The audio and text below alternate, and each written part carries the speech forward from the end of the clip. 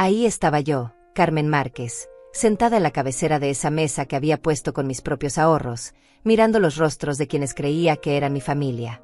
La vajilla de porcelana que había heredado de mi madre brillaba bajo la luz del comedor, y el aroma del pollo guisado que había preparado durante toda la tarde flotaba en el aire como un recordatorio amargo de todos los domingos que había dedicado a estas reuniones familiares. Luis, mi hijo de 45 años, acababa de soltar esa frase que resonó en mis oídos como el sonido de cristales rompiéndose. ¿Cómo se siente ser la más prescindible de la familia, mamá? Lo dijo con esa sonrisa que conocía tan bien, esa que usaba cuando creía haber ganado algún argumento. Renata, su esposa, soltó una carcajada aguda que me perforó el pecho. Los demás invitados, mis hermanos Eduardo y Claudia, bajaron la mirada hacia sus platos como si el arroz con frijoles fuera lo más interesante del mundo. El silencio que siguió fue tan denso que podía cortarse con cuchillo. Yo mantuve mis manos quietas sobre el mantel bordado, ese que había hecho punto por punto durante los largos meses después del funeral de mi Joaquín. Mis dedos, arrugados por 70 años de vida y trabajo, no temblaron. Mi voz, cuando finalmente salió, fue tan serena como el agua de un lago en calma. ¿Cómo se siente saber que esta, prescindible, ya no va a pagar ninguna de tus deudas? La transformación en el rostro de Luis fue inmediata. El color se drenó de sus mejillas como si hubiera visto un fantasma, y luego, como una ola que regresa con furia, la sangre le subió hasta las orejas. Sus ojos, esos ojos que una vez miraron con amor hacia mí cuando era un niño pequeño con pesadillas, ahora mostraban algo que jamás pensé ver dirigido hacia su madre, puro pánico. Renata dejó de reír. Eduardo levantó la cabeza de su plato. Claudia me miró con los ojos muy abiertos, como si acabara de conocerme por primera vez en sus 62 años de vida. El aire en el comedor se volvió espeso, cargado de electricidad, como antes de una tormenta. ¿De qué estás hablando, mamá? Luis intentó mantener esa sonrisa, pero ahora parecía una máscara mal puesta, torcida en las comisuras. No tengo deudas. Trabajo en la empresa de construcción. Ya lo sabes. Yo seguí comiendo mi pollo con la misma tranquilidad con la que había enfrentado tantas tormentas en mi vida. Cada bocado sabía a libertad, aunque ellos aún no entendieran lo que estaba sucediendo. En mi bolso, discretamente colocado junto a mi silla, descansaban varios documentos que había estado recolectando durante los últimos 3 meses. Documentos que cambiarían para siempre la dinámica de esta familia que había tomado mi generosidad como algo garantizado. Los $8,000 que le debes al banco por la camioneta que compraste a mi nombre, dije sin levantar la vista de mi plato. Los $5,000 de las tarjetas de crédito que solicitaste usando mi información.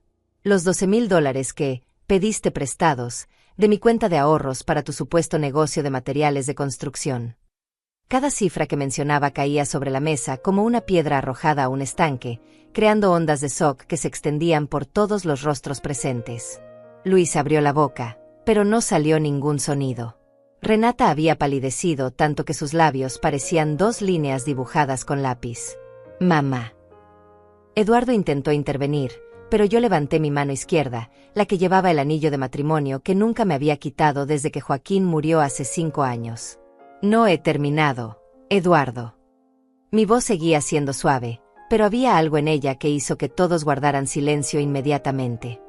También están los $3,000 que Luis le dijo a su jefe que yo había donado para la obra de caridad de la empresa, dinero que nunca salió de mi cuenta pero que él se embolsilló. Y los $2,000 mensuales que recibe de mi pensión desde hace 2 años, diciéndome que es para ayudar con los gastos de sus hijos, cuando sus hijos están becados en colegios privados pagados por la empresa de su suegro.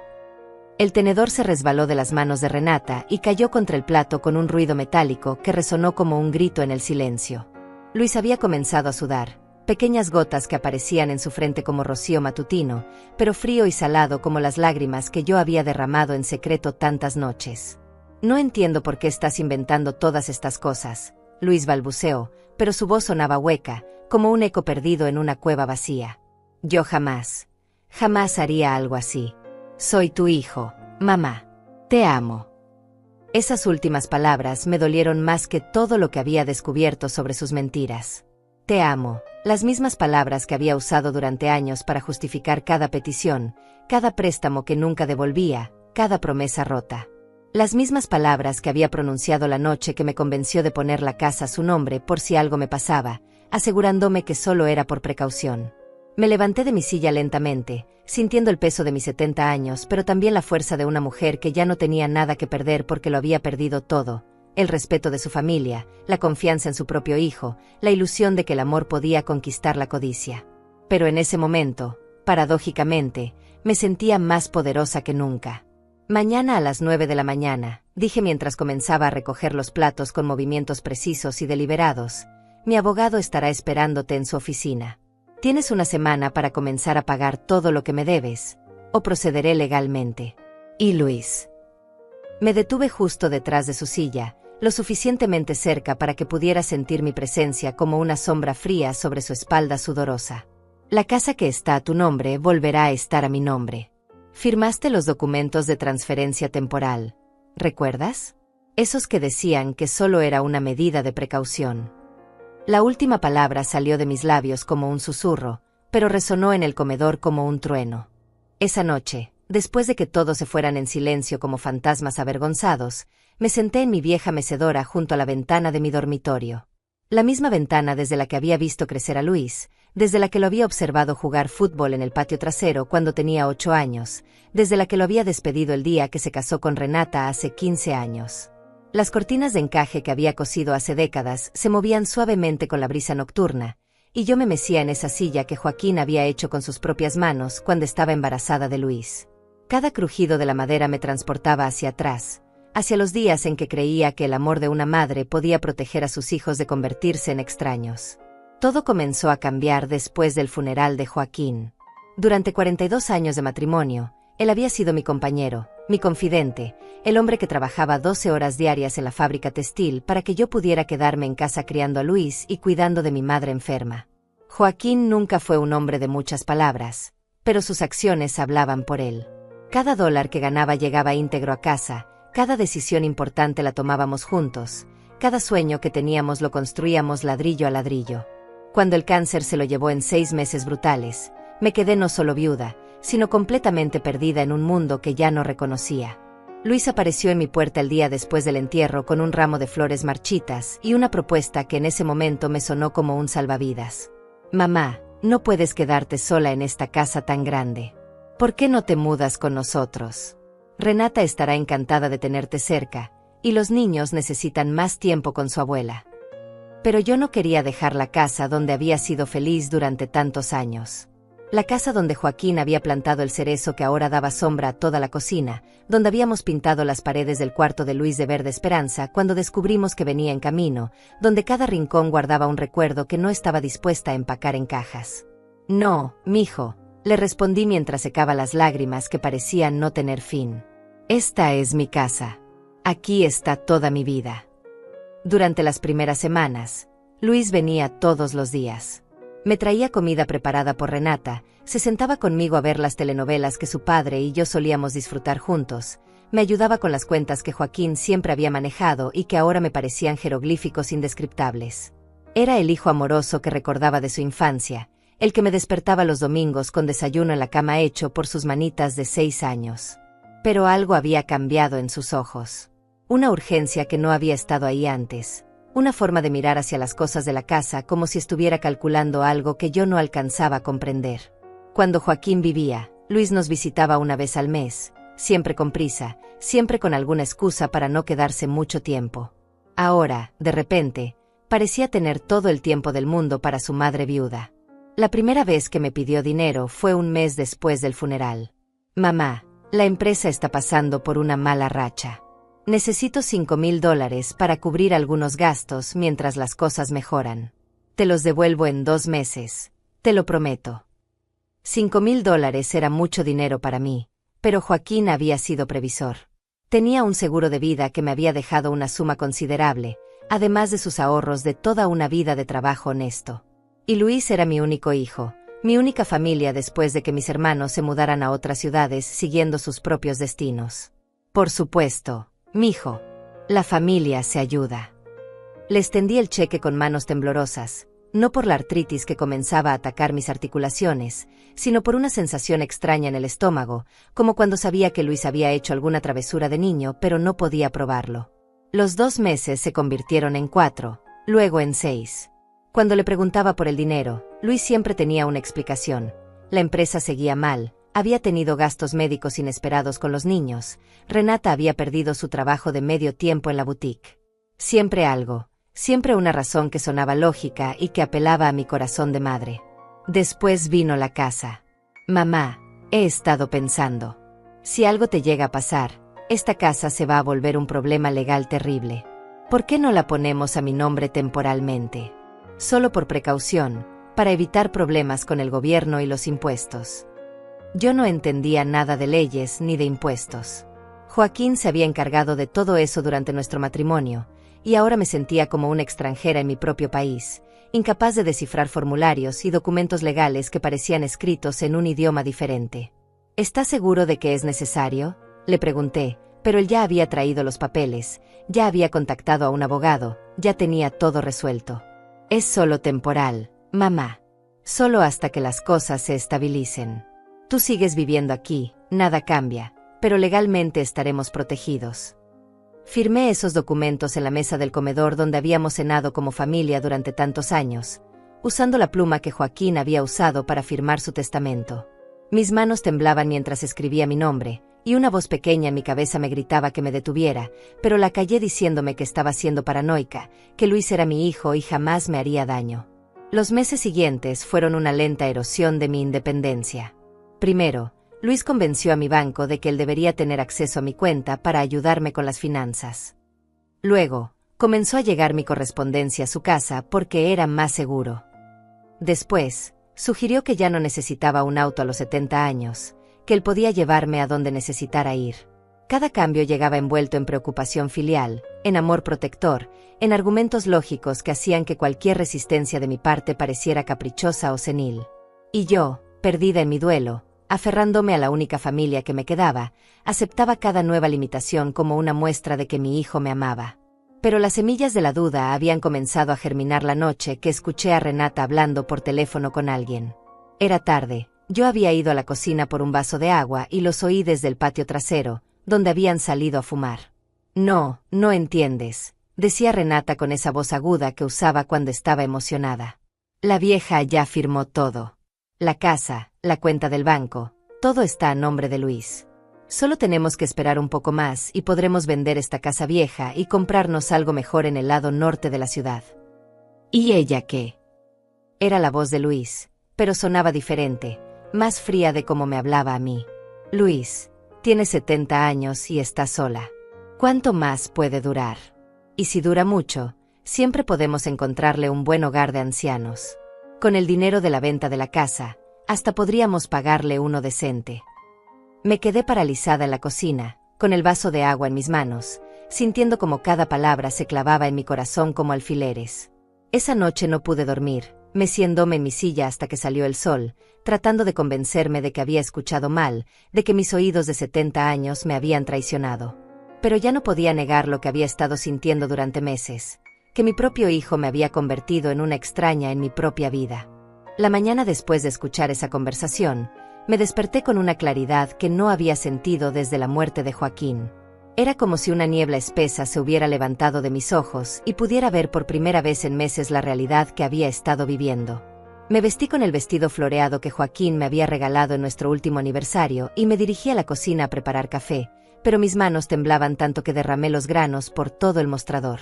Decidí que necesitaba salir de la casa, respirar aire fresco, caminar por las calles de mi barrio como solía hacer antes de que Luis me convenciera de que era peligroso para una mujer de mi edad andar sola. Me puse mis zapatos más cómodos y salí sin decirle a nadie, sintiendo una pequeña victoria rebelde con cada paso que daba por la acera agrietada donde había visto crecer a los hijos de mis vecinos. Caminé hasta la oficina del banco donde Joaquín y yo habíamos tenido nuestra cuenta durante 30 años. Marta, la cajera que nos conocía desde que Luis era un niño pequeño, me saludó con esa sonrisa cálida que siempre reservaba para los clientes antiguos. Señora Carmen, ¿cómo está usted? Hace mucho que no la veíamos por aquí. Marta, necesito revisar mis estados de cuenta de los últimos 6 meses, le dije, tratando de mantener mi voz firme a pesar del nudo que tenía en la garganta. La sonrisa de Marta se desvaneció ligeramente. Señora Carmen, usted sabe que su hijo Luis maneja su cuenta ahora. Él recibe todos los estados de cuenta en su dirección. Si necesita algo, quizás debería hablar con el primero. Marta, es mi dinero y mi cuenta. Quiero ver mis estados de cuenta. Algo en mi tono debe haberle indicado que no estaba dispuesta a aceptar un no por respuesta, porque después de unos minutos de dudas, desapareció en la parte trasera del banco y regresó con una carpeta gruesa llena de documentos. Lo que vi en esos papeles me quitó el aliento. Durante los últimos 6 meses, mi cuenta había tenido movimientos que yo jamás había autorizado. Retiros de $500 aquí, $1000 allá, transferencias a cuentas que no reconocía. Mi cuenta de ahorros, que había tenido $45,000 después del seguro de vida de Joaquín, ahora tenía menos de 12,000. Marta, le dije con la voz quebrada, yo no autoricé ninguno de estos retiros. Ella me miró con los ojos llenos de compasión, pero también de incomodidad. Señora Carmen, su hijo tiene poder legal sobre sus finanzas. Todo lo que él hace está autorizado legalmente. Nosotros no podemos cuestionar sus decisiones. Salí del banco caminando como una zombie, con los estados de cuenta apretados contra mi pecho como si fueran las pruebas de mi propia estupidez. El sol de la tarde me parecía demasiado brillante, y cada sonido de la calle sonaba amplificado, como si mi mundo se hubiera vuelto demasiado real de repente. Cuando llegué a casa, Luis estaba esperándome en la sala, sentado en el sofá que Joaquín y yo habíamos comprado para celebrar nuestro 10º aniversario. Su rostro mostraba una mezcla de preocupación y algo más. Algo que ahora podía identificar claramente, irritación. Mamá, ¿dónde estabas? Renata vino a visitarte y no estabas aquí. Nos preocupamos mucho. Fui al banco, le dije directamente, sin rodeos, observando cómo sus facciones se tensaban ligeramente. ¿Al banco? ¿Para qué fuiste al banco? Ya sabes que yo me encargo de todas esas cosas por ti. Puse los estados de cuenta sobre la mesa de centro, desplegándolos como cartas en un juego de póker donde finalmente había descubierto que mi oponente había estado haciendo trampa todo el tiempo. Luis, quiero que me expliques estos retiros. Se acercó a los papeles con una expresión que intentaba parecer casual, pero yo conocía a mi hijo. Había visto esa misma expresión cuando tenía 12 años y yo descubría que había estado tomando dinero de mi bolso para comprar dulces. Mamá, estos son gastos normales. Gastos de la casa, medicinas tuyas, comida. Ya hablamos de esto. Es más fácil para ti que yo maneje estas cosas. $3,000 en medicinas. Luis, yo tomo una pastilla para la presión que cuesta $20 al mes. Bueno, también están los gastos de mantenimiento de la casa, las reparaciones. ¿Qué reparaciones? Esta casa está igual que cuando tu padre murió. Por primera vez desde que había comenzado esta conversación, Luis pareció quedarse sin palabras. Se quedó ahí parado, mirando los papeles como si pudiera hacer que las cifras cambiaran con la fuerza de su voluntad. Mira, mamá, dijo finalmente, y su voz había cambiado. Ya no era el tono protector y amoroso que había estado usando conmigo durante meses. Era más frío, más impaciente. Tú no entiendes cómo funcionan las finanzas. Hay muchos gastos que tú ni siquiera ves. Impuestos, seguros, mantenimiento preventivo. Yo me estoy encargando de todo para que tú no tengas que preocuparte. ¿Y los $5,000 que me pediste prestados hace 4 meses? Esos también eran para impuestos. Te dije que te los iba a devolver y te los voy a devolver. Las cosas en la empresa han estado difíciles, pero están mejorando. Esa noche, después de que Luis se fuera con más prisa de la usual, llamé a mi hermana Claudia que vivía en otra ciudad. Hacía meses que no hablábamos porque Luis me había dicho que ella estaba pasando por problemas familiares y que era mejor no molestarla. Carmen, ¿cómo estás? He tratado de llamarte varias veces, pero Luis me dijo que habías decidido que no querías hablar con nadie por un tiempo. Mi corazón se hundió. Claudia, yo nunca dije eso. Yo no sabía que habías llamado. Durante esa conversación de 2 horas, descubrí que Luis había estado interceptando mis llamadas, diciéndole a la familia que yo estaba pasando por una depresión severa y que los doctores habían recomendado que no tuviera mucho contacto social. Claudia me contó que Eduardo también había tratado de visitarme, pero Luis le había dicho que yo no estaba recibiendo visitas. Carmen, ¿estás bien? Necesitas que vaya a verte. Por primera vez en meses, no me sentí completamente sola. Claudia, Creo que estoy en problemas. Esa noche marqué el número de mi vieja amiga Emilia, la enfermera que había cuidado a Joaquín durante sus últimos meses. Emilia siempre había sido una mujer práctica, directa, que no se andaba con rodeos cuando algo le parecía mal. Carmen, yo sabía que algo estaba pasando, me dijo después de que le conté todo. Cuando Luis me encontró en el supermercado la semana pasada, me dijo que tú no querías ver a nadie, que estabas muy deprimida. Pero eso no sonaba como tú. Tú siempre fuiste una luchadora. Emilia, no sé qué hacer. Todo está a su nombre. La casa, la cuenta del banco. No tengo nada. Carmen, escúchame bien. Mañana voy a ir a verte, y vamos a revisar todos los papeles que firmaste. Tengo un amigo que es abogado, y él nos va a decir exactamente cuáles son tus derechos. Pero mientras tanto, no firmes nada más, ¿me entiendes? Nada más. Cuando colgué el teléfono, me senté en mi mecedora y por primera vez en meses, lloré. Pero no eran lágrimas de autocompasión o de tristeza. Eran lágrimas de rabia, de una furia que había estado creciendo en silencio durante meses y que finalmente había encontrado una salida. Mi hijo, el niño que había cargado en mis brazos durante las noches de fiebre, que había consolado después de pesadillas, al que le había enseñado a andar en bicicleta y a ser un hombre honesto como su padre, me había traicionado de la manera más cruel posible. Había usado mi amor de madre, mi confianza ciega, mi duelo por su padre, para robarme no solo mi dinero, sino mi dignidad, mi independencia, mi propia vida. Pero esa noche, mirando por la ventana hacia el cerezo que Joaquín había plantado, tomé una decisión que cambiaría todo. Ya no iba a ser la víctima silenciosa de nadie. Ni siquiera de mi propio hijo. La visita de Emilia al día siguiente fue como recibir oxígeno después de meses de asfixia lenta. Llegó a las 9 de la mañana con una carpeta bajo el brazo, 2 termos de café y esa determinación que siempre había tenido cuando enfrentaba situaciones difíciles en el hospital. La abracé en la puerta de entrada y por primera vez en mucho tiempo, no me sentí completamente sola en mi propia casa. Carmen, muéstrame todos los papeles que has firmado en los últimos meses, me dijo mientras nos sentábamos en la mesa del comedor. Su voz tenía esa autoridad suave que usaba con los pacientes cuando necesitaba que siguieran instrucciones importantes. Durante las siguientes 2 horas, revisamos cada documento que pude encontrar. Los papeles de transferencia de la casa, los formularios del banco, los contratos que Luis había traído y que yo había firmado sin leer completamente porque confiaba en él. Emilia tomaba notas en una libreta pequeña, haciendo preguntas que me hacían ver detalles que había pasado por alto. Carmen, ¿leíste esta cláusula aquí? Me preguntó, señalando una línea en el contrato de transferencia de la casa. Dice que la transferencia es temporal y que puede ser revertida si tú lo solicitas por escrito ante un notario. Mi corazón dio un salto. ¿Eso significa que puedo recuperar mi casa? Significa que Luis no te dijo toda la verdad. Esto no es una transferencia permanente como te hizo creer. Es más bien como un poder temporal que tú puedes revocar. Esa tarde, Emilia me llevó en su auto hasta la oficina de su amigo Alonso Pacheco, un abogado de 55 años que se especializaba en casos de abuso financiero contra personas mayores. Su oficina estaba en un edificio modesto del centro de la ciudad, pero sus ojos tenían esa inteligencia aguda que me hizo sentir que finalmente había alguien de mi lado. Señora Carmen, me dijo después de revisar todos mis documentos, lo que su hijo ha hecho se llama abuso financiero de adultos mayores.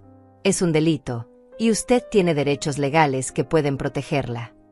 ¿Pero cómo? Todo está a su nombre. No todo. Y los documentos que firmó no son tan definitivos como él le hizo creer.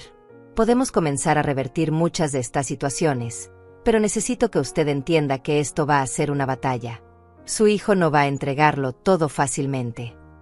Alonso me explicó que necesitaríamos evidencias sólidas de todas las transacciones no autorizadas, de las mentiras que Luis había dicho, de cómo había usado mi vulnerabilidad emocional después de la muerte de Joaquín para manipularme. Me dio una lista de cosas que necesitábamos hacer, y cada punto en esa lista me hacía sentir más fuerte. Primero, vamos a abrir una nueva cuenta bancaria solo a su nombre, en un banco diferente. Segundo, vamos a comenzar a documentar todos los contactos que su hijo ha tenido con sus amigos y familiares, todas las mentiras que les ha dicho sobre su estado mental. Tercero, necesito que consiga copias de todos los estados de cuenta de los últimos 2 años. ¿Cómo voy a conseguir esos estados de cuenta si Luis los recibe todos? Alonso sonrió por primera vez desde que había comenzado nuestra reunión. Señora Carmen, usted sigue siendo la titular de esa cuenta. Tiene derecho legal a esa información. Solo que esta vez, va a ir acompañada. Los siguientes días fueron como despertar de un sueño largo y confuso. Emilia me acompañó al Banco Nuevo, donde abrí una cuenta con los $800 que tenía escondidos en una lata de café en la cocina, dinero que había estado guardando para emergencias sin que Luis supiera de su existencia. Era una cantidad pequeña, pero era mía, completamente mía, y eso la hacía sentir como una fortuna. Después fuimos al banco original con una carta de Alonso, y esta vez la cajera Marta no tuvo más remedio que entregarme copias completas de todos mis estados de cuenta. Cuando vi la magnitud real de lo que Luis había hecho, sentí que el piso se movía bajo mis pies. En 2 años, había sacado casi $60,000 de mis cuentas. $60,000 que Joaquín había ahorrado trabajando turnos dobles, que habían sido nuestro seguro para la vejez, que debían haber sido mi tranquilidad para el resto de mi vida. Pero junto con la devastación vino algo más poderoso, una rabia fría y calculadora que no había sentido nunca en mi vida. Esta no era la rabia caliente que te hace gritar y romper cosas. Era algo más profundo, más peligroso. Era la rabia de una mujer que había sido subestimada durante demasiado tiempo. Esa noche, cuando Luis llegó para su visita diaria, yo estaba preparada. Había escondido todos los documentos nuevos en casa de Emilia, y había practicado frente al espejo cómo actuar como si nada hubiera cambiado. Hola, mamá. ¿Cómo te sientes hoy? Mejor, mijo. He estado pensando en lo que hablamos ayer sobre mis finanzas. Vi cómo sus hombros se relajaban ligeramente. Me alegra escuchar eso. Sabía que ibas a entender que todo lo que hago es por tu bien. Sí, tienes razón. Es solo que a veces me siento un poco perdida sin tu papá. Pero sé que puedo confiar en ti. Luis se acercó y me abrazó, y yo tuve que hacer un esfuerzo sobrehumano para no apartarme. Sus brazos, que una vez me habían dado consuelo, ahora se sentían como una trampa. Pero necesitaba que él creyera que seguía siendo la misma mujer vulnerable y confundida que había estado manipulando durante 2 años. Mamá, hay algo más de lo que tenemos que hablar. Renata y yo hemos estado pensando que quizás sería mejor para ti mudarte a un lugar más pequeño, más fácil de mantener. Hemos visto algunos apartamentos muy bonitos cerca de nuestro barrio. ¿Quieres que me mude de mi casa? No es que queramos, mamá. Es que esta casa es muy grande para ti sola, y el mantenimiento está volviéndose muy caro. Mira, si vendemos esta casa, con ese dinero podríamos comprarte un apartamento precioso, y sobraría dinero para asegurar tu futuro. Ahí estaba. El plan final. No solo había estado robándome gradualmente, sino que ahora quería vender la casa donde había construido mi vida con Joaquín, donde había criado a mi hijo, donde estaban todos mis recuerdos. Quería borrar los últimos vestigios de mi independencia y convertirme en una inquilina en mi propia vida. Es una idea interesante, Luis. Déjame pensarlo unos días. Por supuesto, mamá. No hay prisa. Pero mientras tanto, hay algunos papeles que necesito que firmes para actualizar los seguros de la casa. Es solo rutina. Sacó una carpeta de su maletín, y yo reconocí inmediatamente el tipo de documentos que había estado llevándome durante meses. Papeles que parecían insignificantes, pero que probablemente me quitarían algún derecho más. Claro, mijo. Pero mis ojos están muy cansados hoy. Puedes dejar los papeles aquí y los firmo mañana. Mamá, son solo unas firmas. Te tomas 5 minutos. Luis, por favor. Estoy muy cansada. Mañana los reviso con calma. Vi un destello de irritación cruzar por sus ojos, pero se controló rápidamente. Está bien, mamá. Pero no te olvides, ¿sí? Son importantes. Después de que se fuera, llamé inmediatamente a Alonso y le describí los documentos que Luis había dejado. Al día siguiente, fuimos juntos a un notario, y Alonso me explicó exactamente lo que esos papeles habrían hecho. Me habrían dado a Luis poder legal completo sobre todas mis decisiones, no solo financieras, sino médicas y personales. Básicamente, me habrían convertido en una menor de edad legal bajo su tutela. Señora Carmen, me dijo Alonso mientras guardábamos los documentos sin firmar en su caja fuerte, su hijo está siendo muy agresivo. Eso significa que probablemente tiene urgencia por alguna razón. Quizás sus propias deudas son peores de lo que pensamos. Esa noche contraté a un detective privado que Alonso me recomendó. Se llamaba Cristiano Ruiz, un hombre de mediana edad con ojos que parecían no perderse ningún detalle. Le di la dirección de Luis, las placas de su camioneta, y todo lo que sabía sobre sus horarios y actividades. Señora Carmen, en una semana voy a tener un informe completo sobre las finanzas y actividades de su hijo. Pero necesito que usted siga actuando como si no supiera nada.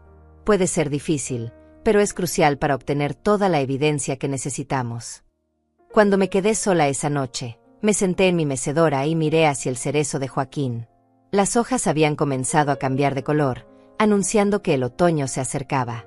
Pero por primera vez en meses, yo no me sentía como si mi propia vida estuviera terminando con la temporada. Al contrario, sentía que finalmente había comenzado a despertar. Una semana después, Cristiano me entregó un informe que me quitó el aliento.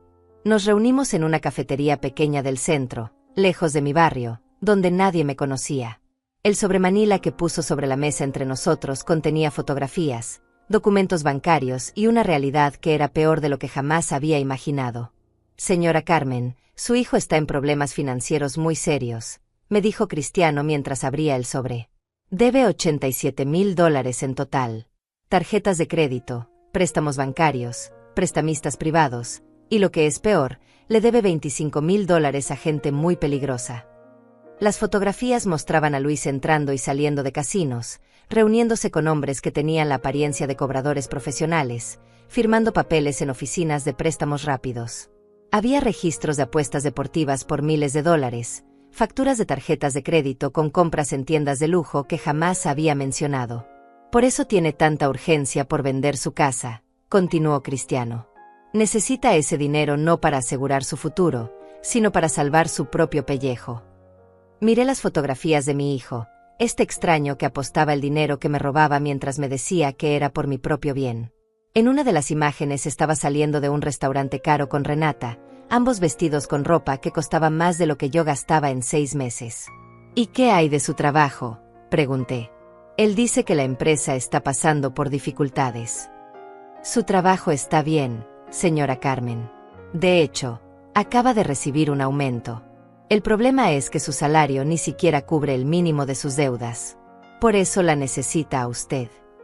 Esa noche, Alonso, Emilia y yo nos reunimos en mi sala para planear lo que él llamó la intervención definitiva. Habíamos decidido que la próxima cena familiar, que Luis había propuesto para el domingo siguiente, sería el momento perfecto para revelar todo lo que habíamos descubierto. Carmen, esto tiene que ser completamente coordinado, me explicó Alonso. Necesitamos que esté presente toda la familia que Luis ha estado manteniendo alejada de usted. Su hermana Claudia, su hermano Eduardo, cualquier persona que pueda servir como testigo de lo que va a pasar. Llamé a Claudia esa misma noche y le expliqué todo. Su reacción fue de incredulidad primero, luego de una rabia que igualaba la mía. Carmen, yo voy para allá inmediatamente. Y Eduardo también viene. Ese muchacho se va a arrepentir de haberse metido con su familia.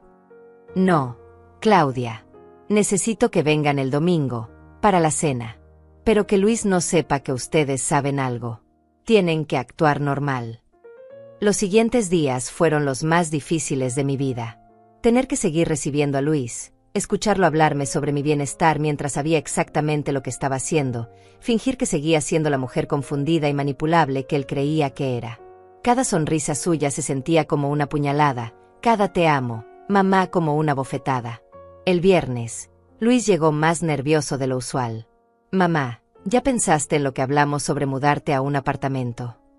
Sí, mijo, he estado pensando. Pero me gustaría hablar de eso con toda la familia presente. ¿Por qué no invitas a Eduardo y Claudia para la cena del domingo? Hace tanto que no los veo. Vi cómo se tensaba. Mamá, ya sabes que Eduardo está muy ocupado con su trabajo, y Claudia vive muy lejos. Pero yo los llamé y están libres el domingo. Dijeron que tenían muchas ganas de verme. La expresión de Luis cambió completamente. Por un momento, dejó caer la máscara de hijo preocupado y vi algo más frío, más calculador. ¿Los llamaste? ¿Cuándo los llamaste? Ayer, mijo. ¿Por qué? ¿Hay algún problema? No, no hay problema. Es solo que, bueno, ya sabes que a veces te pones un poco confundida cuando hay mucha gente. No querría que te sintieras abrumada. Luis, son mi hermana y mi hermano. No son extraños. Tienes razón, mamá. Si eso es lo que quieres, perfecto. Pero pude ver en sus ojos que nada de esto era perfecto para él. Sabía que algo había cambiado, aunque no sabía exactamente qué. El sábado por la mañana, Alonso llegó temprano con documentos finales que necesitaba firmar. Habíamos preparado todo, la reversión de la transferencia de la casa, el cierre de las cuentas bancarias que Luis manejaba, incluso una orden de restricción temporal que podríamos activar si él se ponía violento. Carmen, mañana por la noche su vida va a cambiar para siempre, me dijo Alonso mientras guardábamos todo en una caja fuerte portátil que Emilia había traído. ¿Estás segura de que está lista para esto? Me quedé un momento en silencio, mirando por la ventana hacia el jardín donde Joaquín solía trabajar los fines de semana. Podía sentir su presencia, como si estuviera ahí animándome a ser fuerte. Alonso, durante 70 años he sido la mujer que siempre dice que sí, que siempre perdona, que siempre pone a su familia antes que a ella misma. Crié a mi hijo para que fuera un hombre honesto como su padre, y en cambio se convirtió en alguien que me roba mientras me besa la frente. Me levanté de mi silla y caminé hasta la repisa donde tenía la fotografía de mi boda con Joaquín. Éramos tan jóvenes, tan llenos de esperanza, tan seguros de que el amor y el trabajo duro eran suficientes para construir una buena vida. Joaquín me enseñó que una persona vale por sus acciones, no por sus palabras. Luis me ha mostrado con sus acciones quién es realmente. Mañana, yo le voy a mostrar quién soy yo realmente. Esa noche preparé la cena más elaborada que había hecho en meses. Pollo en salsa roja, arroz con verduras, frijoles refritos, tortillas hechas a mano, flan de vainilla para el postre. Todo desde cero, como solía hacer cuando Luis era pequeño y Joaquín llegaba cansado del trabajo. Pero esta vez no estaba cocinando por amor. Estaba cocinando para una despedida.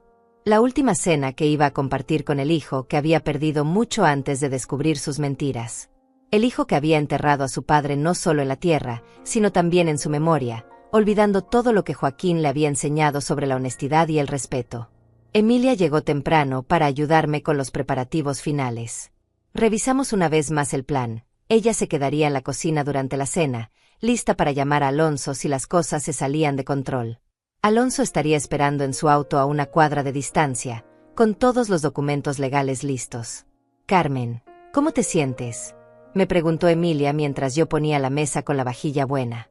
Me siento como una madre que está a punto de enterrar a su hijo, le respondí. Pero también me siento como una mujer que está a punto de renacer. A las 6 de la tarde, Eduardo y Claudia llegaron juntos. Los abracé en la puerta y por primera vez en meses, esos abrazos se sintieron reales, sin las capas de mentira y manipulación que habían envenenado mis relaciones familiares. Carmen, vamos a estar aquí para ti, me susurró Claudia al oído. Pase lo que pase, no estás sola. A las 6:30 llegaron Luis y Renata. Él traía flores, como siempre, pero esta vez yo las veía por lo que realmente eran, un soborno barato, una distracción colorida para ocultar la podredumbre que había debajo. «Qué maravilloso que estén todos aquí», dijo Luis con esa sonrisa ensayada. Hacía mucho que no teníamos una reunión familiar completa. Nos sentamos a la mesa, y por unos minutos todo parecía normal. Eduardo hablaba sobre su trabajo, Claudia contaba historias de sus nietos, Renata elogiaba mi comida. Pero yo podía sentir la tensión debajo de toda esa normalidad forzada, como electricidad antes de una tormenta. Y entonces, como habíamos planeado, Claudia hizo la pregunta que comenzaría todo. Luis, Carmen nos contó que están pensando en vender la casa. ¿No te parece un poco prematuro? Quiero decir, ella se ve muy bien para su edad. Vi cómo Luis se enderezaba en su silla, cómo sus ojos se movían rápidamente entre los rostros alrededor de la mesa, buscando pistas sobre cuánto sabíamos realmente. Bueno, es que mamá está envejeciendo, y esta casa es muy grande para ella sola. Pero la casa está a tu nombre, ¿verdad?, interrumpió Eduardo. No debería ser decisión de Carmen. El momento había llegado. Podía sentir mi corazón latiendo como un tambor, pero mi voz, cuando salió, fue tan calmada como el agua de un lago profundo. En realidad, Hay varias cosas de las que necesitamos hablar esta noche. El silencio que siguió a mis palabras fue tan espeso que podía cortarse con cuchillo. Luis dejó su tenedor sobre el plato con un ruido metálico que resonó en el comedor como una campana de alarma. Renata había palidecido visiblemente, sus labios pintados de rojo ahora parecían una herida en su rostro blanco. Eduardo y Claudia me miraban con expectación, sabiendo que el momento que habíamos planeado finalmente había llegado. ¿De qué cosas, mamá?, preguntó Luis, y su voz había perdido esa calidez artificial que había estado usando conmigo durante meses. Ahora sonaba cautelosa, como un animal que siente peligro pero no puede identificar de dónde viene. Me levanté lentamente de mi silla, sintiendo el peso de mis 70 años, pero también una fuerza nueva que corría por mis venas como café caliente en una mañana fría. Caminé hasta la repisa donde tenía guardada una caja pequeña, la misma donde Joaquín solía guardar los documentos importantes de la casa. Luis, ¿te acuerdas cuando eras pequeño y yo te decía que las mentiras tienen patas cortas? Vi cómo se tensaban los músculos de su mandíbula. Mamá, no entiendo de qué estás hablando. Siéntate. Luis, esto va a tomar un rato. Saqué de la caja el primer documento, los estados de cuenta bancarios que había obtenido con la ayuda de Alonso. Los desplegué sobre la mesa como cartas de póker, cada página mostrando una transacción que Luis había hecho sin mi conocimiento. Empecemos por los $60,000 que has retirado de mis cuentas en los últimos 2 años. El color se drenó completamente del rostro de Luis. Renata dejó escapar un pequeño gemido ahogado. Eduardo y Claudia se inclinaron hacia adelante para ver mejor los documentos. Mamá, yo te expliqué todos esos gastos. Son gastos de la casa, medicinas, mantenimiento. $3,000 en un casino en una sola noche son gastos de medicinas. Luis. Puse sobre la mesa las fotografías que Cristiano había tomado. Luis entrando y saliendo del casino, Luis firmando documentos en casas de préstamo, Luis cenando en restaurantes caros mientras me decía que el dinero estaba ajustado. ¿Quién te tomó estas fotos? Su voz había subido una octava, y por primera vez pude ver algo parecido al pánico en sus ojos. Alguien que me está ayudando a descubrir la verdad. La verdad que tú has estado ocultándome mientras me robabas cada $1 que tu padre ahorró trabajando turnos dobles en la fábrica. Eduardo tomó uno de los estados de cuenta y silbó por lo bajo. Luis, esto es terrible. ¿Cómo pudiste hacerle esto a tu madre? No entiendes, Eduardo. Las cosas han estado muy difíciles. La empresa, los gastos de los niños, la hipoteca. ¿Qué hipoteca?, interrumpió Claudia. ¿No me dijiste que ya habían pagado su casa? Renata finalmente encontró su voz, pero cuando habló, sonó como un chillido desesperado. Luis, dijiste que esto no iba a salir nunca. Dijiste que ella nunca se iba a dar cuenta. El silencio que siguió a esas palabras fue ensordecedor. Luis miró a su esposa con una expresión que mezclaba rabia y terror. Eduardo y Claudia se miraron entre ellos con la comprensión Dunning en sus rostros. ¿Nunca me iba a dar cuenta de qué, Renata?, pregunté, mi voz tan suave como seda pero cortante como navaja. Luis se puso de pie abruptamente, su silla se tambaleó hacia atrás. Mamá, esto es suficiente. No sé quién te está metiendo estas ideas en la cabeza, pero esto es ridículo. Yo soy tu hijo. Todo lo que he hecho ha sido para protegerte. ¿Protegerme de qué? ¿De tener dinero para mi vejez? ¿De vivir en mi propia casa? ¿De hablar con mi propia familia? Saqué el siguiente grupo de documentos, las transcripciones de las conversaciones que Luis había tenido con mis hermanos, diciéndoles que yo estaba deprimida y que no quería ver a nadie. Claudia, ¿te acuerdas cuando trataste de llamarme en marzo y Luis te dijo que yo estaba muy mal emocionalmente? Sí, me dijo que los doctores habían recomendado que no tuvieras contacto social por un tiempo. Eduardo, ¿y cuándo quisiste visitarme en abril? Luis me dijo que estabas pasando por una crisis nerviosa y que era mejor dejarte sola. Luis había comenzado a sudar visiblemente. Pequeñas gotas aparecían en su frente y sus manos temblaban ligeramente cuando las puso sobre la mesa. Eso es cierto. Tú estabas muy mal después de la muerte de papá. Yo solo trataba de protegerte. ¿Protegerme mintiendo sobre mi estado mental? ¿Aislándome de mi familia? ¿Robándome mi independencia día a día? Saqué el último grupo de documentos. El informe del detective sobre las deudas de Luis, las fotografías de sus reuniones con prestamistas peligrosos, los registros de sus apuestas deportivas. Luis, tú me debes $87,000. Pero lo que es peor, le debes $25,000 a gente que no acepta excusas. Esta vez fue como si hubiera detonado una bomba en el comedor. Luis se tambaleó hacia atrás como si lo hubieran golpeado físicamente. Renata comenzó a sollozar, cubriéndose la cara con las manos. Eduardo se puso de pie, su rostro rojo de indignación. Luis, hijo de perra, ¿cómo pudiste hacerle esto a tu madre? Eduardo, por favor, dije con calma. Siéntate. Aún no he terminado. Caminé hasta la ventana y miré hacia el jardín donde Joaquín había plantado nuestro cerezo. Las hojas habían comenzado a caer, creando una alfombra dorada bajo el árbol. Pensé en todas las veces que me había sentado en este mismo lugar, preguntándome qué había hecho mal como madre, cómo había criado a un hijo capaz de traicionarme de esta manera. Luis, ¿sabes cuál fue el momento en que me di cuenta de que ya no eras mi hijo?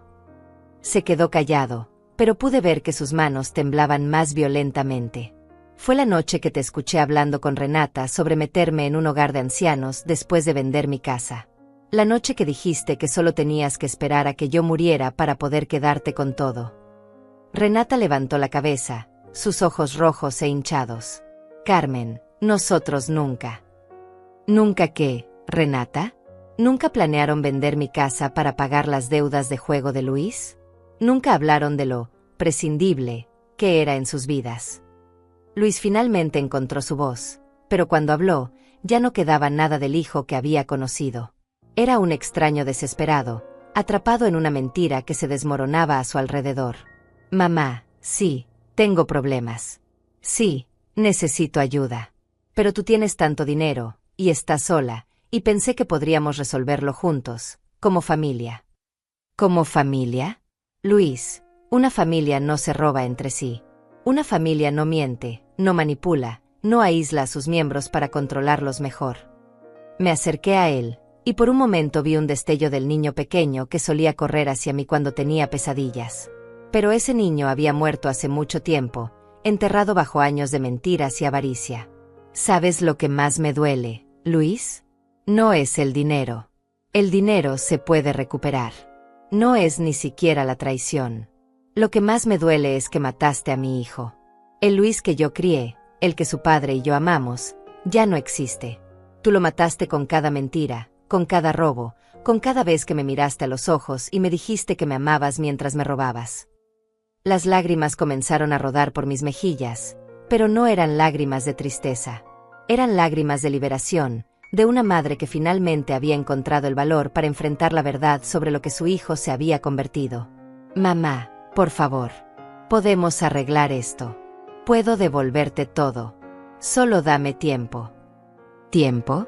Luis, durante 2 años te di todo mi tiempo, toda mi confianza, todo mi amor, y tú lo convertiste en armas para usar contra mí. El teléfono móvil de Luis comenzó a sonar. Lo miró con terror evidente, y cuando vio el número, se puso aún más pálido. ¿No vas a contestar?, le pregunté. Quizás son tus acreedores preguntando cuándo van a ver su dinero. El teléfono siguió sonando, su melodía alegre contrastando grotescamente con la tensión mortal que llenaba el comedor. Finalmente se detuvo, pero todos sabíamos que volvería a sonar pronto. Luis, dije finalmente, mañana a primera hora vas a ir con mi abogado y vas a firmar todos los documentos necesarios para devolver la casa a mi nombre. Vas a cerrar todas las cuentas bancarias que has abierto usando mi información. Y vas a comenzar a pagarme, con intereses, cada centavo que me has robado. ¿Y si no lo hago? Entonces voy a presentar cargos criminales contra ti por robo, fraude y abuso de adultos mayores.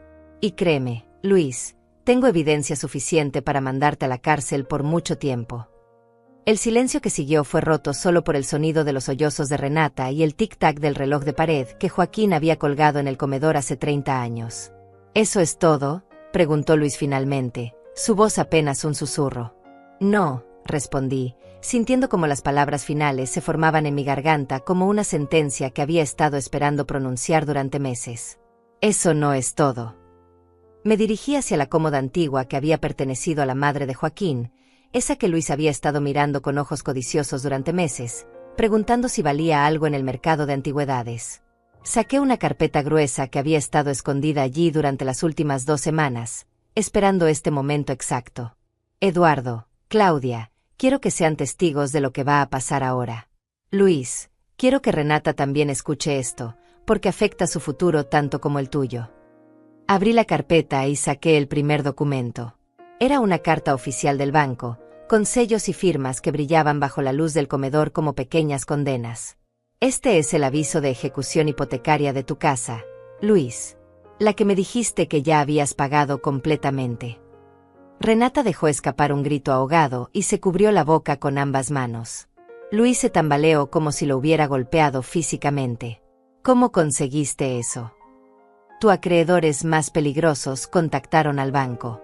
Al parecer, pusiste tu casa como garantía para un préstamo de $30,000 que ya venció hace 3 meses. Puse el documento sobre la mesa, donde todos pudieran verlo. Las letras rojas que decían aviso final parecían sangrar sobre el papel blanco. Pero eso no es todo, continué, sacando otro grupo de papeles. Estos son los reportes de crédito que mi abogado obtuvo legalmente. Luis, tu puntuación crediticia está en el fondo del pozo. Ningún banco te va a prestar ni un centavo. Eduardo tomó los papeles y los examinó con expresión cada vez más horrificada. Luis, esto dice que debes dinero a 17 instituciones diferentes. ¿Cómo llegaste a este punto? No lo entiendes, balbuceó Luis, el sudor ahora corriendo libremente por su cara. Tuve una mala racha, pero iba a recuperarlo todo. Tenía un sistema. Un sistema de apuestas, interrumpí. Como el que te hizo perder $15,000 en una sola semana. Saqué las fotografías que Cristiano había tomado en el casino, imágenes de Luis en las mesas de póker, en las máquinas tragamonedas, firmando papeles con prestamistas que tenían la apariencia de no ser precisamente entidades bancarias legítimas. Mamá, por favor, ¿puedo explicar todo esto? No necesitas explicar nada, Luis, porque ya no es mi problema. El silencio que siguió fue tan denso que podía sentirlo presionando contra mis tímpanos. Saqué el documento final, el que había estado guardando para este momento climático. Este es mi nuevo testamento, Luis, firmado ante notario hace 3 días. Sus ojos se fijaron en el documento como si fuera una serpiente venenosa. Nuevo testamento. En el anterior, tú heredabas todo. Esta casa, mis ahorros, las pólizas de seguro, todo. Pero ese testamento fue escrito por una mujer que creía que su hijo la amaba. Caminé lentamente alrededor de la mesa, sintiendo los ojos de todos siguiendo cada uno de mis movimientos. Mi voz, cuando continué, era tan calmada como si estuviera leyendo una receta de cocina.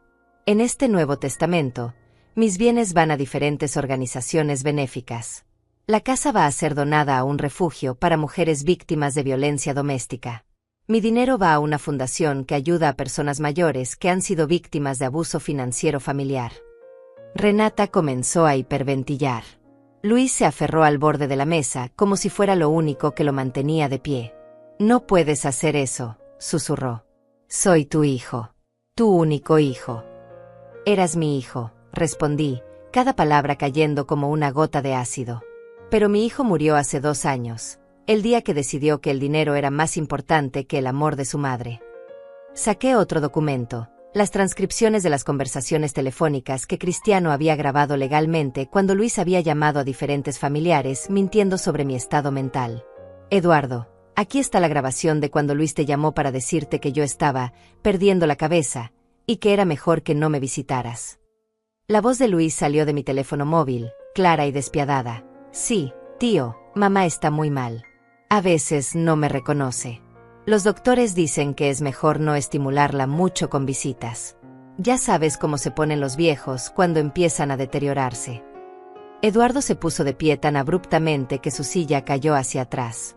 Hijo de perra. ¿Cómo te atreves? Eduardo, por favor, dije tranquilamente. Siéntate. Aún hay más.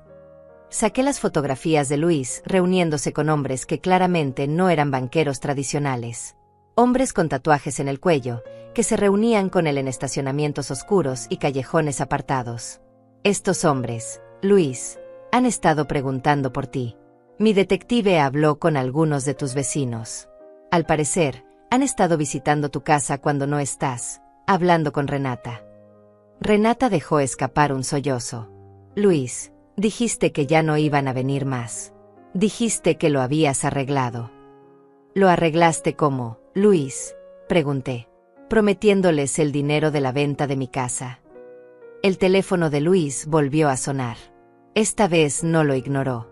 Lo miró con terror puro en sus ojos antes de rechazar la llamada. ¿Sabes qué es lo más irónico de todo esto?, continué, disfrutando del poder que sentía por primera vez en años. Durante 2 años pensaste que me estabas manipulando a mí, pero en realidad, tú eras el que estaba siendo manipulado. ¿De qué estás hablando? Cristiano descubrió que los prestamistas que te dieron dinero sabían exactamente quién eras desde el principio. Sabían que tenías una madre viuda con propiedades. Te dieron crédito no porque confiaran en ti, sino porque sabían que eventualmente vendrías por mi dinero. Las lágrimas finalmente comenzaron a rodar por las mejillas de Luis, pero no eran lágrimas de arrepentimiento. Eran lágrimas de un hombre que se daba cuenta de que había cavado su propia tumba y ahora estaba cayendo en ella. Mamá, por favor. Soy tu hijo. No puedes hacerme esto. Yo no te estoy haciendo nada, Luis. Tú te hiciste esto a ti mismo el día que decidiste que mi amor era una debilidad que podías explotar. Caminé hasta la ventana una vez más, mirando hacia el cerezo de Joaquín. Las últimas hojas del otoño estaban cayendo, creando un tapete dorado que brillaba bajo las luces del porche. Joaquín me enseñó que el amor verdadero a veces requiere decisiones difíciles.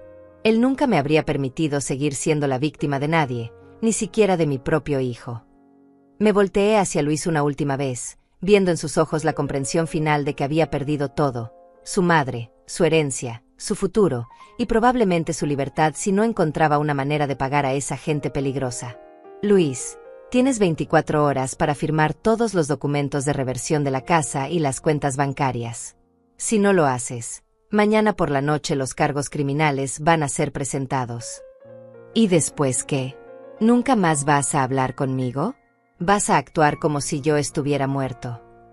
La pregunta me dolió más de lo que había esperado, pero mi respuesta salió firme y clara.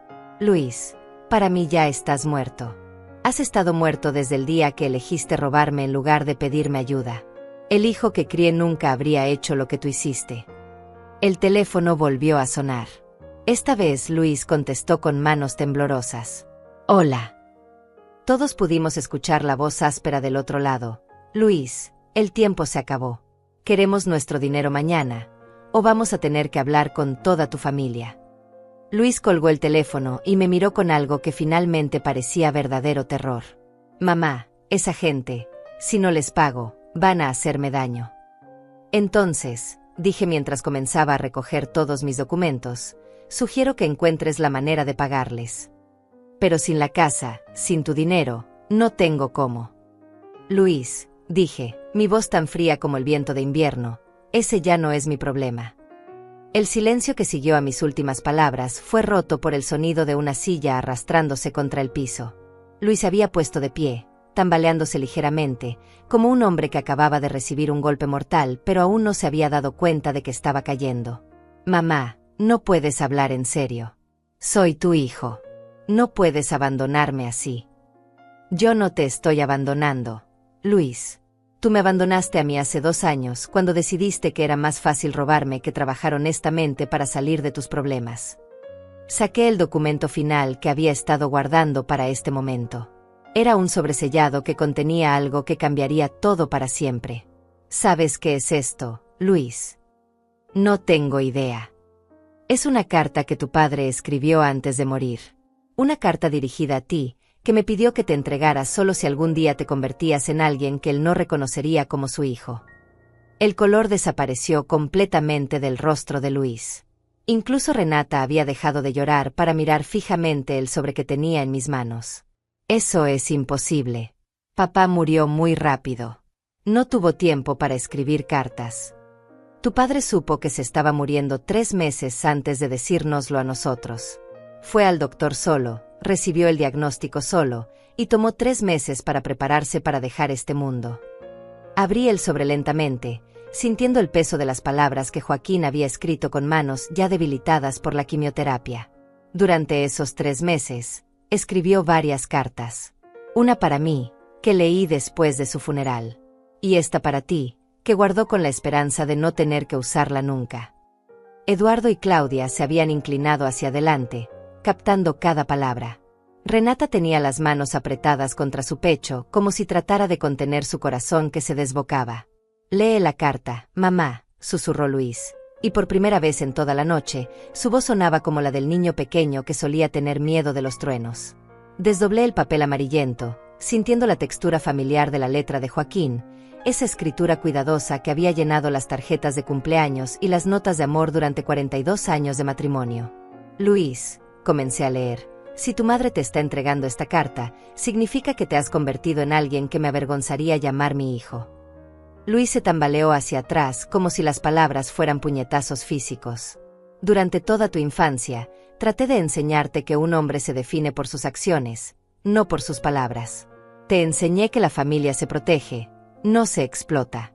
Te enseñé que el trabajo honesto, aunque sea duro, siempre es mejor que el dinero fácil». Mi voz se quebró ligeramente al leer las siguientes líneas, pero continué. «Si estás escuchando estas palabras, significa que olvidaste todo lo que traté de enseñarte. Significa que convertiste el amor de tu madre en una debilidad que pudiste explotar. Significa que el niño que cargué en mis hombros y al que le enseñé a andar en bicicleta se convirtió en un extraño que yo no reconocería». Luis había comenzado a sollozar, pero no eran lágrimas de arrepentimiento genuino. Eran lágrimas de un hombre que se daba cuenta de que había perdido hasta el respeto póstumo de su padre. «Luis, si tu madre te está leyendo esto, también significa que ella ha encontrado la fuerza para defenderse. Y me enorgullece de ella. Carmen es la mujer más fuerte que he conocido, y si tú la subestimaste, fue tu error más grande». Hice una pausa, mirando a Luis directamente a los ojos antes de continuar con las líneas finales. «Hijo, ya no te reconozco como tal. Un hijo mío jamás habría traicionado a la mujer que le dio la vida, que sacrificó todo por él, que lo amó incondicionalmente. Si estás escuchando esto, ya no eres mi hijo. Eres solo un extraño que lleva mi apellido». El silencio que siguió fue absoluto. Incluso el reloj de pared parecía haber dejado de hacer ruido. Luis había caído de rodillas junto a su silla, sollozando como un niño, pero sus lágrimas llegaban demasiado tarde. «Hay una posdata», dije, y mi voz sonaba como si viniera de muy lejos. «Carmen, mi amor, si algún día tienes que leer esta carta a Luis, quiero que sepas que estoy orgulloso de ti. Quiero que sepas que tienes mi permiso para hacer lo que sea necesario para protegerte. Y quiero que sepas que siempre, siempre estarás en mi corazón». Doblé la carta lentamente y la puse de vuelta en el sobre. El papel había absorbido algunas de mis lágrimas, manchando ligeramente la tinta azul con la que Joaquín había escrito sus últimas palabras para su hijo. «Luis», dije finalmente, «tu padre murió creyendo que habíamos criado a un buen hombre. Me alegra que no haya vivido para ver en qué te convertiste». Luis levantó la cabeza, su rostro hinchado y rojo. «Mamá, puedo cambiar. Puedo ser el hombre que papá quería que fuera». «Luis, tu padre no quería que fueras ningún tipo específico de hombre. Solo quería que fueras honesto. Y la honestidad no es algo que puedas fingir o que puedas decidir tener solo cuando te conviene». Caminé hasta mi bolso y saqué un último documento, los papeles finales de transferencia que devolvían todos mis bienes a mi nombre exclusivo. Estos documentos ya están firmados por mi abogado y registrados legalmente. A partir de mañana por la mañana, no tienes acceso a nada que sea mío. Ni la casa, ni las cuentas bancarias, ni siquiera este comedor donde has estado comiendo gratis durante 2 años. Puse los papeles sobre la mesa, junto a todas las otras evidencias de su traición. «Luis, tienes hasta mañana al mediodía para sacar todas tus cosas de esta casa. Después de eso, si apareces por aquí, llamaré a la policía». «¿Y mis hijos? Nunca más vas a ver a tus nietos». Esa pregunta me dolió más que todas las otras, pero mi respuesta había sido preparada durante noches de insomnio, pensando en todas las consecuencias de mis decisiones. «Tus hijos son inocentes, Luis. Cuando cumplan 18 años, si quieren conocer a su abuela, podrán contactarme directamente. Pero mientras sean menores de edad y vivan bajo tu techo, No voy a exponerlos a la toxicidad que tú has creado. Renata finalmente encontró su voz. Carmen, nosotros podemos arreglar esto. Luis puede buscar ayuda profesional, puede ir a terapia para su problema con el juego. Renata, la interrumpí, tú sabías lo que él estaba haciendo. Tú sabías que me estaba robando, que me estaba mintiendo, que me estaba aislando de mi familia. Tú no eres inocente en esto. Pero yo nunca. Tú nunca me dijiste la verdad. Tú nunca me defendiste. Tú nunca me trataste como algo más que un obstáculo entre tú y el dinero que querías. Me dirigí hacia la puerta del comedor, sintiéndome más cansada de lo que me había sentido en toda mi vida, pero también más libre. Eduardo, Claudia, gracias por estar aquí esta noche. Significa mucho para mí tener familia real a mi lado. Carmen, dijo Eduardo, poniéndose de pie, ¿estás segura de que esto es lo que quieres hacer? Eduardo, durante 70 años he hecho lo que otros querían que hiciera. He sido la esposa obediente, la madre sacrificada, la mujer que siempre perdona y siempre da otra oportunidad. Esta noche, por primera vez en mi vida, estoy haciendo exactamente lo que yo quiero hacer.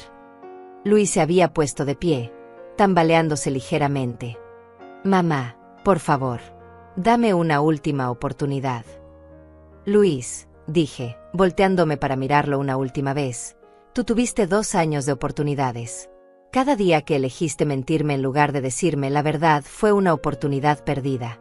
Cada dólar que robaste fue una oportunidad desperdiciada.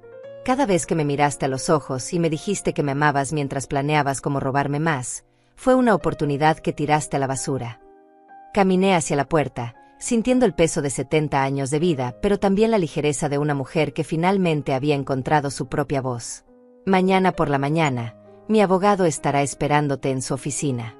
Si no apareces, los cargos criminales serán presentados inmediatamente. ¿Y después qué, mamá? ¿Qué vas a hacer cuando estés completamente sola? Me detuve en el umbral de la puerta, sin voltearme. Luis, he estado sola durante 2 años, mientras tú me robabas. La diferencia es que ahora lo estaré por elección, no por traición. 3 meses después de esa noche, me desperté en mi propia cama, en mi propia casa, por primera vez en 2 años sin la sensación de que alguien me estaba robando mientras dormía. La luz del amanecer se filtraba a través de las cortinas de encaje que había cosido hace décadas, creando patrones dorados sobre las paredes que finalmente volvían a ser completamente mías. Me levanté lentamente, sintiendo mis 70 años, pero también una energía que no había sentido desde la muerte de Joaquín. Caminé hasta la cocina y preparé café para una sola persona, sin tener que calcular cuántas tazas necesitaría para visitas no deseadas que venían a manipularme con sonrisas falsas y palabras dulces. El periódico de la mañana tenía una pequeña nota en la sección policial: hombre local arrestado por fraude bancario y amenazas. No mencionaba el nombre de Luis, pero yo sabía que era él. Alonso me había llamado la semana anterior para informarme que Luis había intentado falsificar mi firma para conseguir un préstamo de emergencia, usando documentos falsos que afirmaban que yo había muerto y que él era mi único heredero. Doblé el periódico y lo puse a un lado. Esa noticia pertenecía a una vida que ya no era la mía, a un hijo que ya no reconocía como tal. Emilia llegó a las 9, como había estado haciendo todos los sábados desde aquella noche. No por lástima o porque sintiera que necesitaba cuidarme, sino porque habíamos redescubierto una amistad que Luis había tratado de sabotear diciéndole que yo no quería ver a nadie. Buenos días, Carmen. ¿Cómo dormiste? Como una reina, Emilia. Como una reina en su propio castillo. Nos sentamos en el porche trasero, donde podíamos ver el cerezo de Joaquín. Las hojas nuevas de primavera habían comenzado a brotar, pequeñas y verdes, llenas de promesas de una nueva temporada. ¿Has sabido algo de él?, me preguntó Emilia, aunque ambas sabíamos de quién estaba hablando sin necesidad de mencionar nombres. Claudia me dijo que está en la cárcel por 6 meses. Al parecer, la gente a la que les debía dinero lo encontró antes de que pudiera huir de la ciudad. ¿Y Renata? Se mudó con su madre. Solicitó el divorcio la semana pasada. Bebimos nuestro café en silencio, observando a los pájaros que habían hecho sus nidos en el cerezo. Era un silencio cómodo, el tipo de silencio que solo puede existir entre 2 mujeres que han vivido lo suficiente para entender que no todas las heridas necesitan ser constantemente examinadas para sanar. Carmen, dijo Emilia finalmente, ¿Alguna vez te arrepientes de lo que hiciste? La pregunta me tomó por sorpresa, no porque no la hubiera pensado, sino porque la respuesta había cambiado con el tiempo. Al principio sí. Las primeras semanas después de esa cena, me despertaba por las noches preguntándome si había sido demasiado dura, si debería haberle dado otra oportunidad. ¿Y ahora? Ahora me arrepiento de no haberlo hecho antes. Me arrepiento de haber permitido que continuara durante tanto tiempo, de haber sido tan ciega ante las señales, de haber confundido mi amor de madre con complicidad en mi propia destrucción. Esa tarde, después de que Emilia se fuera, decidí hacer algo que no había hecho en años. Salí a caminar por mi barrio sin avisar a nadie, sin pedir permiso, sin tener que explicar a dónde iba o cuándo regresaría. Caminé por las calles donde había visto crecer a los hijos de mis vecinos, donde había empujado el cochecito de Luis cuando era bebé, donde Joaquín y yo solíamos caminar tomados de la mano los domingos por la tarde. Pero esta vez no estaba recordando el pasado con nostalgia. Estaba reclamando mi presente. En la esquina de la calle principal me encontré con María, una vecina que no había visto en meses porque Luis le había dicho que yo estaba demasiado enferma para recibir visitas. Carmen, qué gusto verte. Te ves muy bien. Luis me había dicho que estabas muy mal de salud. María, nunca estuve enferma. Mi hijo estaba mintiendo para aislarme de mis amigos. Vi la confusión en sus ojos, luego la comprensión, y finalmente algo que parecía admiración. Carmen, ¿quieres acompañarme a tomar café? Hay muchas cosas de las que me gustaría hablar contigo. Esa tarde, sentada en la cafetería del centro con María, me di cuenta de algo que no había entendido completamente hasta ese momento. No estaba sola. Nunca había estado realmente sola. Luis había logrado aislarme temporalmente de mi familia y mis amigos, pero el amor real, la amistad verdadera, no desaparece simplemente porque alguien trate de cortarla. Cuando regresé a casa esa noche, encontré un sobre que habían deslizado bajo mi puerta. Por un momento, mi corazón se aceleró, pensando que podría ser de Luis. Pero cuando lo abrí, era una carta de mis nietos, enviada directamente a mi dirección sin pasar por su padre. Abuela Carmen, decía la carta escrita con la letra cuidadosa de mi nieta de 14 años, no entendemos por qué papá dice que ya no quieres vernos. Nosotros te extrañamos mucho. Cuando cumplamos 18 años, vamos a ir a visitarte. Te amamos. Esa noche lloré por primera vez desde la cena de confrontación. Pero no eran lágrimas de tristeza. Eran lágrimas de una abuela que se daba cuenta de que el amor verdadero encuentra la manera de sobrevivir, incluso cuando alguien trata de destruirlo. Al día siguiente, comencé a escribir cartas. Cartas para mis nietos que guardaría hasta que fueran mayores de edad. Cartas contándoles la verdad sobre lo que había pasado, sobre las decisiones que había tenido que tomar, sobre el amor que había tenido que proteger manteniéndolo lejos de la toxicidad de su padre. También comencé a trabajar como voluntaria en el refugio para mujeres que recibiría mi casa después de mi muerte. Allí conocí a mujeres de todas las edades que habían enfrentado traiciones similares a la mía. Mujeres que habían sido manipuladas por hijos, maridos, hermanos que habían confundido el amor familiar con una licencia para explotar y abusar. Carmen, me dijo una de ellas, una mujer de 50 años que había sido estafada por su propio hermano, ¿cómo encontraste la fuerza para defenderte? No fue fuerza, le respondí. Fue agotamiento. Llegué al punto donde estar sola por elección se volvió preferible a estar acompañada por traición. Un año después de esa noche que cambió mi vida, recibí una llamada de Alonso. Luis había salido de la cárcel y quería verme. Quería disculparse, quería una segunda oportunidad, quería intentar reconstruir nuestra relación. ¿Qué le dijiste?, le pregunté. Le dije que no era mi decisión. Que si quería contactarla, tendría que escribirle una carta explicando exactamente por qué creía que merecía una segunda oportunidad. ¿Y escribió la carta? Sí. ¿Quiere que se la lea? No, respondí sin dudar. Tírala. ¿Estás segura? Alonso, mi hijo ha tenido múltiples oportunidades de ser honesto conmigo, de tratarme con respeto, de pedirme ayuda en lugar de robarme. Eligió el camino de la traición y la manipulación. Esa fue su decisión. Ahora yo estoy tomando la mía.